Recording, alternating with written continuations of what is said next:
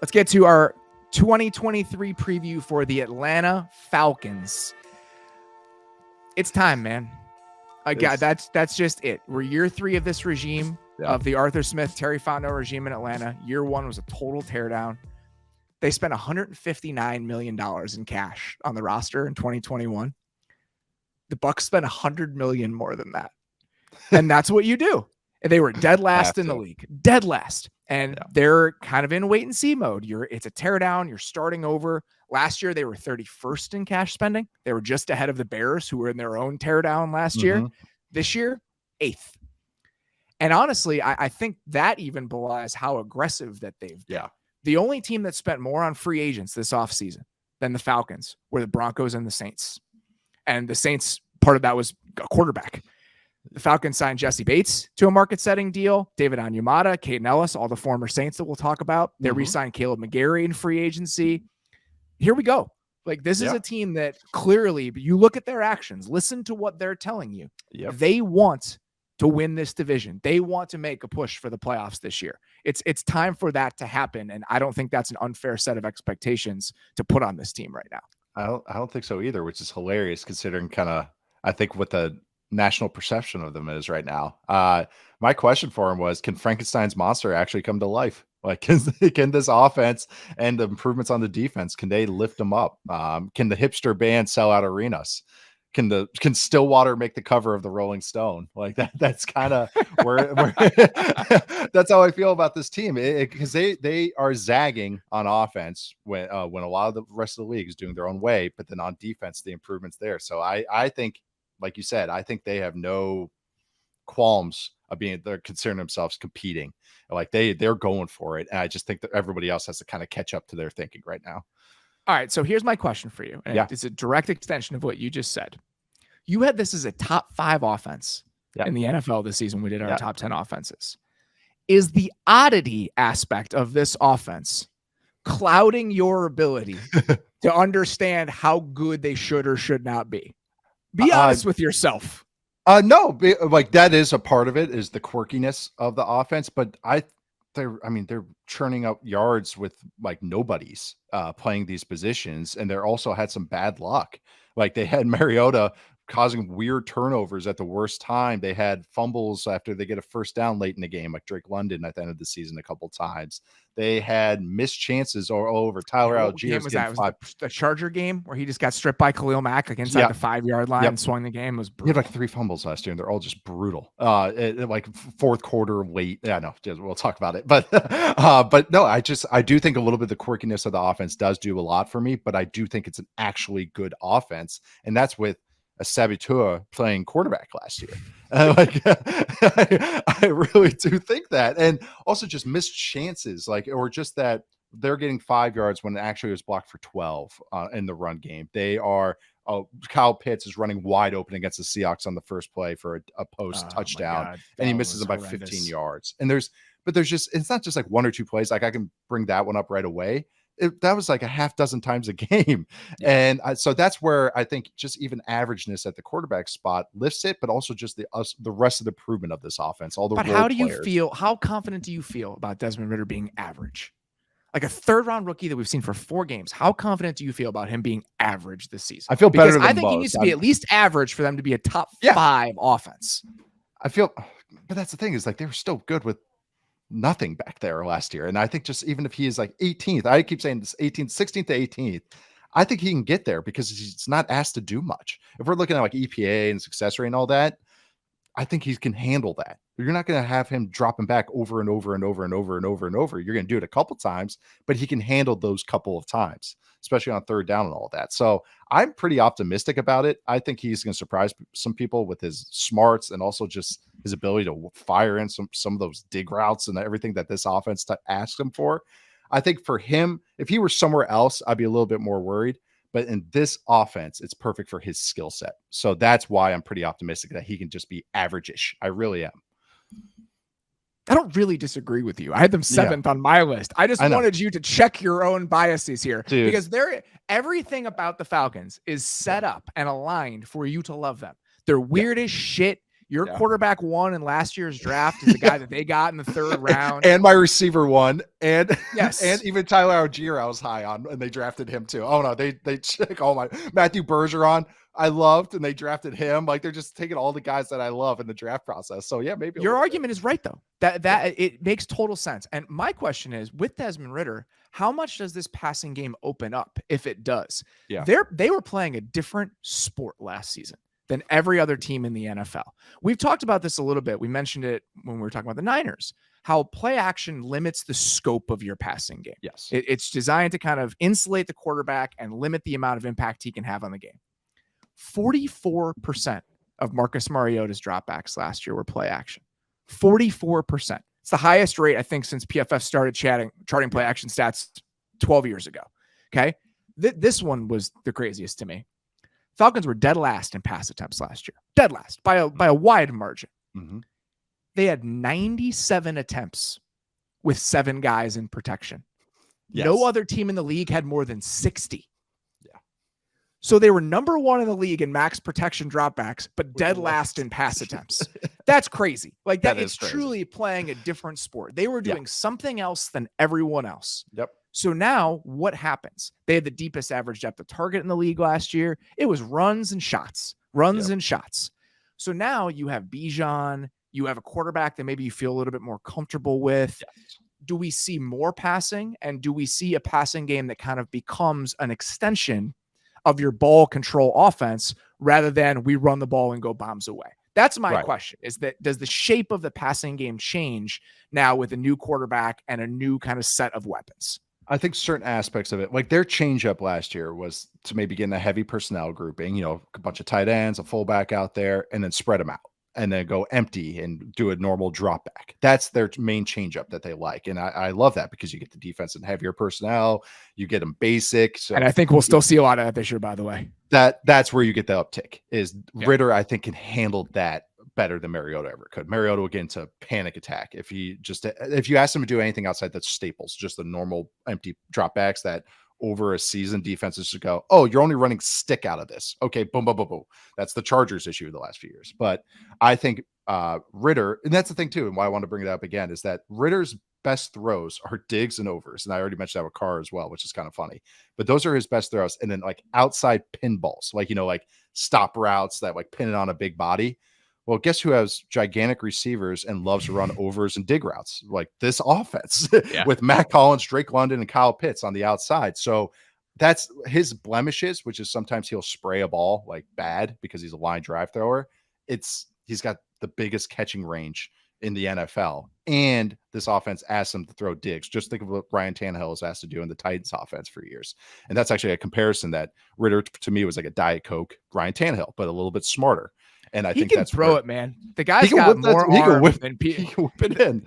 He's got more arm. Just being at practice and talking to some people there, he's got more arm than I think people make it out to be because he was a 3rd round pick. And I'm with you. The wiring difference between him and Mariota is so key when you think about what this offense is going to look like and what he's going to be asked to do within the offense. Pre-snap, all of the things that he can do, some of the adjustments, the way that he sees it. I think he's really smart. And I think he's also just the heartbeat is just a little bit different than it would be with Mariota. I think you can just put more on him and just ask him to carry more of the load because I think he's wired that way. He's a point guard. Like he's a classic point guard that only scores 8 points, but he dishes out 12 assists and then he gets some rebounds. Like he's a glue guy. And I'm glad you keep bringing up his mind because again, that's what he's awesome at. It's the selling point. It's what you wouldn't know if you didn't talk to people there. And but that is the selling point, is that they just think that he has the between the ears elements to his game and his personality that make him the right guy for this situation. That's why I bet on him. That's why they could be telling themselves a story. I know, right? It's easy to do that in August, but that I think is what they're betting on. And so does it open up then?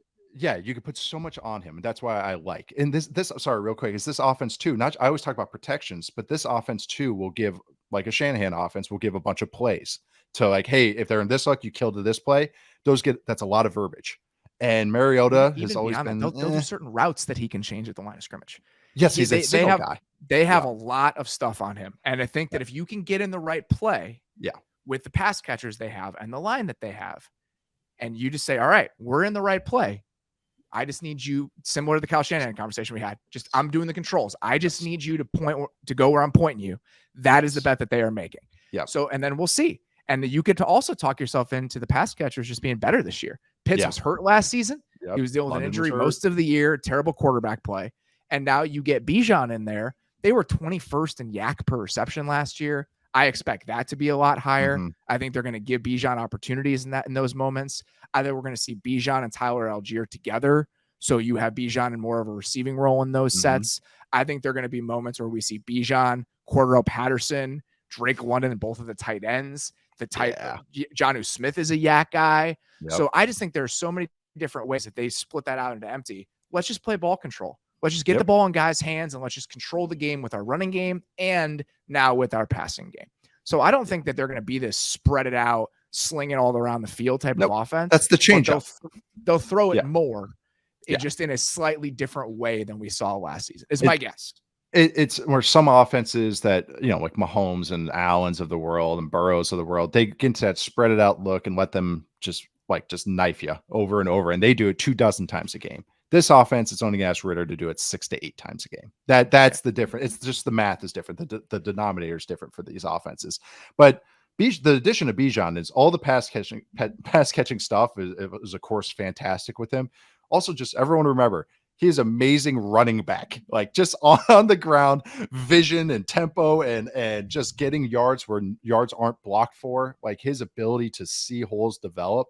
That is the huge thing with this offense is that, and why I'm so optimistic about it is that they were getting singles and doubles out of players that were converted defensive players. Algier's solid. You need him to hit home runs for you. Because last season they had 13 runs from running backs of 20 plus yards. Okay. That ranked 5th in the NFL. That number needs to be 20 this year. Because it's blocked. It's there. Those plays are there to be made. Can Bijan Robinson hit 5 50-yarders where Tyler Algier hit 5 15-yard gains? Because that is what needs to happen. You need to add explosiveness to your running game along with him as a pass catcher to justify what you spent on him in the draft. Absolutely. That's just the fact. Absolutely. I know we all, I get it. I'm with it too. It's the splitting them out and using him as a receiver is a lot of fun, but it's he got drafted to be a running back and I think he's going to be fantastic at it. I think he's maybe doesn't have the elite long speed, but it's more than good enough. It's just that his 10 to 20 or 10 to 30 yard speed or the 5 to 20, kind of that area, the mid area, that's where Bijan is just special. It's just getting his vision to set up the second level and just turn what should be a 6-yard gain to 15. That's where, that's why I'm so excited about this offense because he's going to be the baseline. And then the number 2 guy, Algier, is a great hammerhead who's also good, has good hands. He's kind of like a James Conner light type. You're not going to run routes for him, but he's good underneath and he's good in protection. So that's the thing is that, we got to spell Bijan a little bit. You can't give him 30 touches every game. We're going to give him 18. Well, Algier's fine to take those 5 to 7 touches. So I just I would be surprised if his workload wasn't huge because they want to keep him fresh and they have somebody that they can give the ball 15 times a game. He could be quote unquote on the field and not get the ball. Just even using him as a kind of decoy, quote unquote decoy. Yeah, There's just a lot of fun things you can do with him because he's such a good football player. You said it. Well, you mentioned that. Well, him lining up all around as a receiver and stuff. That's fun. It's more than just an idea with this team. That's why it's exciting because all of these different weird hodgepodges of skill position players, it's not just theory. We talked about this in the top 10 offensive shows. They've already done it. And now they have a more dynamic, intriguing collection of players. Yes. So I'm really excited. This is the first time in NFL history I saw this. I think it was in the Football Outsiders Almanac that a team has top 10 homegrown picks at wide receiver, tight end, and running back in the same offense. Well, because there's haven't been that many top 10 picks at tight end. So it is a fascinating collection of players that will be deployed in an unorthodox way. And I'm excited to see it. And I want to know, is our fascination with how weird it is a reason that we're getting ahead of ourselves? Is it doing too much lifting in our expectations for this team? And I think the answer might be yes, but I'm still excited to watch it unfold. Oh, I'm too, man. I really biggest question about the Atlanta Falcons defense for you this season. Oh man, do we call the spine Bourbon Street Light? This defense. I don't know if it's a question, but more of a statement. It's just nice to see kind of competency on the Falcons defense, even if none of the guys are like overwhelming needle movers, but just getting to a higher baseline with the whole defense. Like, finally someone helped out Grady Jarrett. Like, finally give Grady Jarrett a little bit of help, at least up front, and really just the spine, like I'll mention again. So I don't know if it's a question or anything, but it's more what I'm watching with this defense is how much of a Saints defense does it look like because of just the background. And I'm pretty optimistic about it. We'll see how far it goes, but I think they have some interesting pieces that can kind of make it New Orleans light, New Orleans East as far as the defensive side. So overall, just I'm encouraged by some of the additions that they have that turn some of those C minuses into B minuses and B type players. I think will pay a lot of dividends with this defense. They finished 30th, I think, in weighted defensive DVOA last season. Only way to go is up. Well, but that was the point. That's the way they built the team. They were dead last in cap spending on defense last season. They knew they were going to be bad. Their splash last year was going to get Casey Hayward, who's like my age, to play corner for them. They knew that they were going to be bad on defense. And we've seen this with other teams where we're young, we have no resources. Let's get kind of a stabilizing veteran coach to come in and just oversee this in the early stages. And that's what Dean Pease was for them over the last couple of years. It was the smoke bomb defense. Like, yes, it's like Krieger. It was weird. And it was a lot of like strange zone coverages and a lot of simulated pressures, and just, it was just all flashing lights all over the place. Now they bring in Ryan Nielsen, who is the defensive line coach for the Saints over the last couple of years, to be their defensive coordinator. And they spent their 12th in cap spending on defense this year. It kind of falls in line. Like, this is it. We're making a push now. They went and got Jesse Bates, David Onyemata, Caden Ellis, Calais Campbell, and Bud Dupree, later in their career, not huge money, but still adding pieces to this defense. They have so much size in the front and the front seven now. So much size. And they had all these kind of undersized guys last year, Arnold Ebiketie, more of these undersized outside linebacker types. And I do think that the combination of that style of player and the ones they have now are going to let them be pretty multiple up front. We're going to see some odd fronts. We're going to see some even fronts just because they have that collection of players. But the amount of physicality and size they added in the front seven is insane. And I think that they're betting on that. Yeah. You ask, what do we think it's going to look like? It's interesting because Ryan Nielsen had really no input in what the back half of the Saints defense looked like. He was the defensive line coach. So I think we're going to see a lot of similar ideas up front, where some of those walked up diamond fronts, where you have both linebackers in the A gaps, one of them drops out, some of those simulated pressures, a lot of linebacker pass rush snaps, but you're only bringing 4, you're dropping one guy. Those kind of ideas I think are going to be brought from New Orleans, but they brought in Jerry Gray to be kind of their, I don't even know what his title is. It's like senior defensive assistant. So Jerry was the passing game coordinator for the Packers for the last 2 years. And he was the defensive backs coach for the Vikings for like 6 years. He's been in the league forever. He's very, very well respected. Yeah. And so he kind of came over and is doing a lot of the work on the back end of that. So I actually don't know what the back end of their defense is going to look like, because I don't think it's as simple as copy and paste from what the Saints did over the last couple of years. Yeah.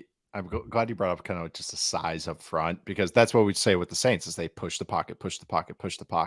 And really the Bud Dupree signing is kind of like, there we go. That's kind of the guys that they're going for, because they're building a get off the bus team on defense. Yes, that's what they are.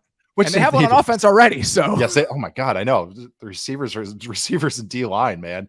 But this is kind of what the Saints have done. They have size up front and speed at linebacker and smart safeties. Like that's kind of like that's been kind of their formula more or less the last few years. And this is kind of a mini version of it. This is just an offshoot Diet Coke version of it. I think the Bates signing in this type of defense, he would have me a little worried because, he's not the most outstanding athlete and, doesn't have the widest range, but he's so smart. And certain defenses, I like him in better. This is a defense I love him in because it's going to be some quarter shells, which puts a lot on the safeties to read the game. You're not asking him to play a post safety role where he's got to sideline to sideline. He's not going to Gus Bradley's defense and he's in the post and he has to run numbers to numbers. So that's where I'm pretty excited about that. Like I mentioned again, the spine, the defensive front, the linebackers and that. And I'm glad you're bringing up the blitzers or the simulated looks, because that's where Ellis comes into play. You already mentioned him on the Saints. And Anderson. So Anderson. Both of those guys last year. Let me see if I can find the number here. They were both on a per snap basis. So among linebackers with at least 2 pass rush snaps per game. last season. Ellis and Anderson were in the top 10 in PFF's pass rush productivity. So like how effective they were on a per rush basis. Both of them were. And now you have both of them back there to kind of play those roles along with this huge defensive line. I'm pretty bullish on like what it could potentially look like. I didn't really think much about them over the offseason because I was kind of preoccupied with what the offense would look like.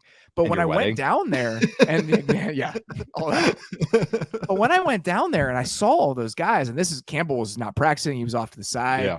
And I was looking at the linebackers and I was like, holy shit, like they just have a lot of size and athleticism in this group now. Like I'm excited to watch what that front can be. And they just have to be better rushing the passer. They were 31st in pressure rate last year. They had 21 sacks on the season last season. 21. That's half of the league average. So even if they're a league average pass rush unit this year, they will double some regression the amount of sacks that they had last season. So I think there are a lot of different reasons to just feel good about what this group can look like compared to what they looked like last year. And we haven't even mentioned AJ Terrell, like, him being in a defense that might kind of let him be aggressive and use his range. So I like that. Like that. It is interesting because it's like, even like Troy Anderson, like when he kind of came along last year, it was what the flashes became a little bit more consistent because he's a great athlete. And having those guys that could just do a little bit of everything in a defense that might have them do a little bit of everything. It's like, that's why you get excited about this. It's like all the pieces make sense. Even Onimata going with Grady Jarrett. That's like a great kind of synergy of skill sets. You got the mauler and then you got the gap shooter, like kind of together. And I love that pairing as well. So they've kind of hodgepodge and pieced this together. Some drafts, some bringing some Saints guys over and big safety signing, but it's like kind of liking it. I'm liking the chemistry a little bit, even if they maybe have to add a couple more things over the years. If we can get a bounce back from AJ Terrell, I mean, that's huge. Yeah. And it's going to be a different style of defense on the back end. Even if it's not what the Saints do, he's not going to be playing all this cover two like the Falcons did last year. Like hopefully you're going to allow him to kind of unleash his pretty substantial physical skill set as a guy that was drafted in the first round. This is somebody that played really well 2 years ago and did not play as well last year. Dealt some injuries. He had some hamstring issues. He came along. It was like he let up a lot of, like, this sounds bad, let up a lot of big plays, but it was like really annoying because he would have like 20 plays in a row where he looks fantastic and then he just gets dunked on. And then everyone's like, oh, he's playing terrible. It's like, well, he's playing well, but he's letting up a big play. So I don't know. I never know how to grade that with a corner. Like, it's like a pitcher that's like, he got a bunch of outs and he just let up 2 walks and a home run. So he gave up 3 runs. I don't know if that's good or bad. Well, you'd hope that if we were taking the pitcher analogy, he has stuff. Like the stuff is there. And I think that's what you're going to bet on in that moment. Okay. X factor for the 2023 Falcons. Who you got for me? Desmond Ridder. Mine is couched as non-Ridder category, so I'm glad you did this. Yeah, one of us got to talk about it. I mean, they have firepower on the offense. I think you've just continued that discussion from earlier is that even with this kind of island of misfit toys, this has been a efficient offense, explosive offense that can get this uptick. So they invested in the defense. They're arming the whole ship, and he's the captain now. And it's like, can he just steer you straight? This dreadnought, can he just keep you going the right direction? Do not spray the ball 10 yards over a guy's head and actually hit the target. I am a believer in his ability. I think he's smart. I think he throws those throws I've mentioned best at. I think they'll ask him to do it over and over. And on top of it, he's a 4.5 guy. Like he ran a 4.48. Like he's a legit athlete. He's an athlete. And that's what, even with the Titans, with Arthur Smith, they sprinkled in a couple of those zone reads. He can get a couple of those a game. So he doesn't have to be top 10, but just average-ish without any brutal mistakes like Mariota had. And I think this offense could just really cook, and he's going to do a decent job out of it. But he's the X factor. This season goes how he plays. There's no denying it. Like he's the answer. But I'm going to go non-Ridder category. I liked it. I'm going to say Jeff Okudah. Nice. So they traded for Jeff Okudah this offseason, and he's banged up right now. He hurt his ankle, but about 10 days ago, it sounds like he'll be back for the start of the season. They're banking on him at corner. Other than him, it's like Trey Flowers, who is much more of a situational guy than a starting outside corner, Mike Hughes. And I think they believed Okudah was having a good camp. And if he kind of clicked into place, their defense could do some stuff.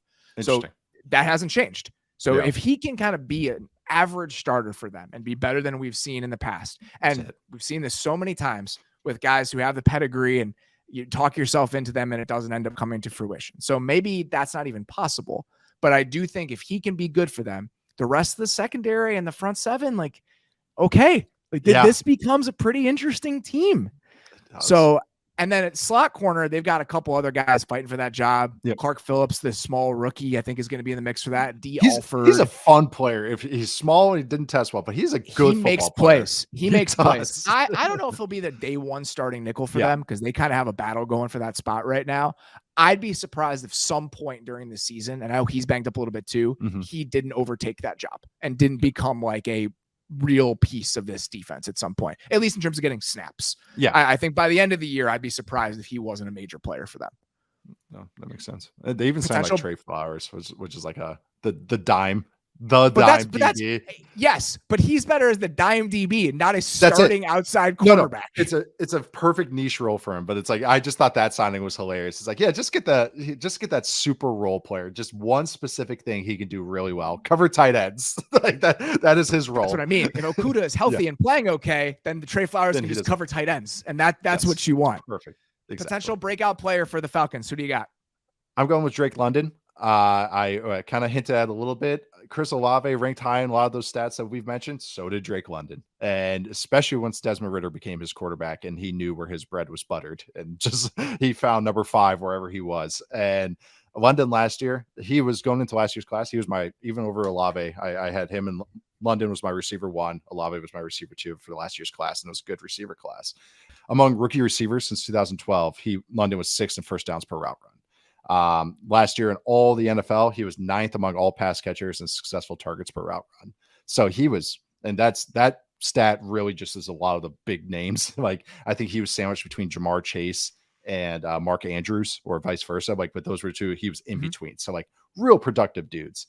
And yes, they don't throw the ball a ton and everything, but he's not going to be, he's like this unique player because he's 6'3", 220 basketball background, but he's like I wouldn't say finesse receiver, but like this underneath, like who can create some yak instantly. He's just like a one-of-one type of receiver that we see in this league because he's going to be an underneath weapon, an intermediate weapon, which I think is going to be awesome in this offense. When they spread it out, it's to get him lined up in these empty looks in the slot and let him go to work on guys in the middle, like because he's just a big body and he'll catch stuff in the red zone. But I think he'll take another leap forward this year.